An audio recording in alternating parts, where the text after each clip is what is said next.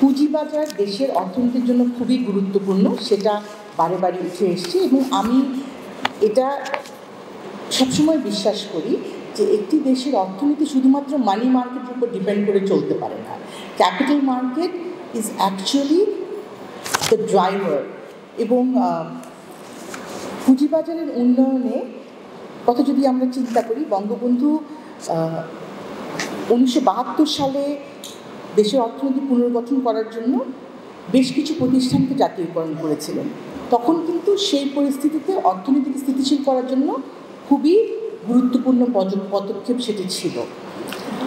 আর securities exchange commission অধ্যাদেশ 1969 বঙ্গবন্ধু শাসন আমলে কার্যকর রাখা হয়। সেই পথ ধরে জননেত্রী শেখ হাসিনা যখন মাননীয় প্রধানমন্ত্রী হলেন, তখন পুঁজিবাজারের নিয়ন্ত্রণ সংস্থা হিসেবে বাংলাদেশ সিকিউরিটিজ অ্যান্ড এক্সচেঞ্জ কমিশনের ভিত শক্তিশালী হয় এবং যেটা পুঁজিবাজারের স্বচ্ছতা জবাবদিহিতা নিশ্চিত করার জন্য অত্যন্ত প্রয়োজন ছিল। বিভিন্ন আইনগত ও নীতিগত সংস্কার করা হয়, যার মধ্যে আমি উদাহরণ দিতে পারি ডিমিউচুয়ালাইজেশন অ্যাক্ট, যা স্টক এক্সচেঞ্জের মালিকানা এবং ব্যবস্থাপনা পৃথকীকরণের জন্য করা হয়েছিল, এবং বিনিয়োগের পরিবেশ সৃষ্টি, বিদেশি বিনিয়োগ আকৃষ্টকরণ ইত্যাদি বিভিন্ন পদক্ষেপ নেওয়া হয়।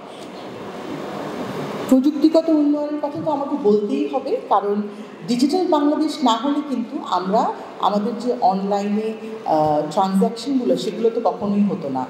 আর প্রযুক্তিগত উন্নয়নে যেহেতু মাননীয় প্রধানমন্ত্রী অনেক জোর দিয়েছেন, তার কারণে পুঁজিবাজারের প্রযুক্তিগত দিক থেকে উন্নয়ন সাধিত হয়েছে।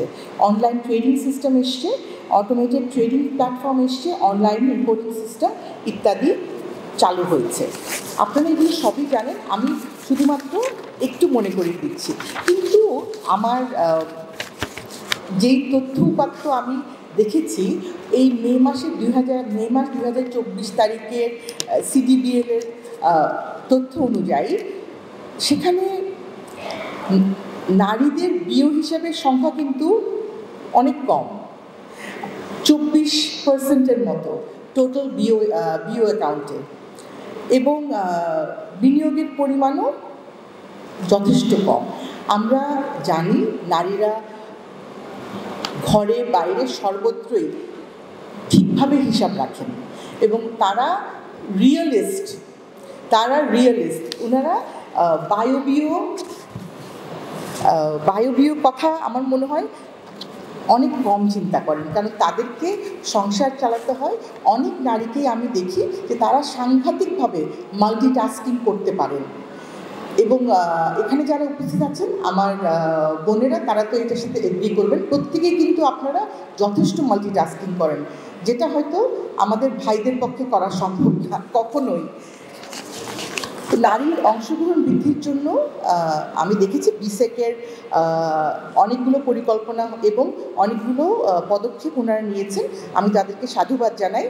এবং আমি অরেঞ্জ বন্ডের কথা শুনছিলাম, তো অরেঞ্জ বন্ডের ব্যাপারে মনে হয় যথেষ্ট অগ্রগতি হয়েছে। এটা কি অলরেডি মার্কেটে আছে অরেঞ্জ বন্ড? আচ্ছা, ওকে। তো বারংবার উঠে এসেছে যে সচেতনতা বৃদ্ধি ইত্যাদি। তো বিনিয়োগ শিক্ষা কার্যক্রম আমি জানি যথেষ্ট এর থেকে আমরা সুফল পাব, এবং আমাদের বন্ড মার্কেটের উন্নয়ন করতে হবে, সেটা মানে খুবই গুরুত্বপূর্ণ।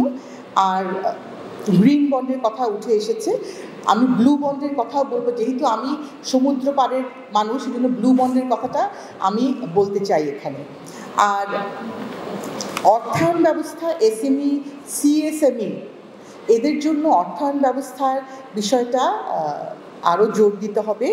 আর কমোডিটি এক্সচেঞ্জ এর কথা আমরা, এটা মানে খুব সহসাই চালু হবে চট্টগ্রামে, সেটার বিষয়ে আমি খুবই আশাবাদী আপনাদের সবার সাথে একই সাথে। এবং ইনোভেটিভ ক্যাপিটাল মার্কেট লার্নিং সংক্রান্ত কাজগুলো দ্রুততার সাথে করতে হবে, এবং আমরা চাই আমাদের পুঁজিবাজারে নারী পুরুষ নির্বিশেষে সকলে অংশগ্রহণ, আগ্রহের সাথে অংশগ্রহণ। আমরা যদি যখন সবসময় বলা হয় যে বিনিয়োগ শিক্ষা কার্যক্রমের প্রথমেই হয়তো বলে দিতে হবে যে দীর্ঘযাত্রার জন্য বিনিয়োগ করতে হবে, খুব লোভীও হওয়া যাবে না, আবার খুব ভয়ও পাওয়া যাবে না। আমি আমাদের স্মার্ট ইনভেস্টর, একজন স্মার্ট ইনভেস্টর কীভাবে চিন্তা করে সে বিষয়ে একটি কোট বলে শেষ করব। The smart investor is a realist who sells to optimists and buys from pessimists.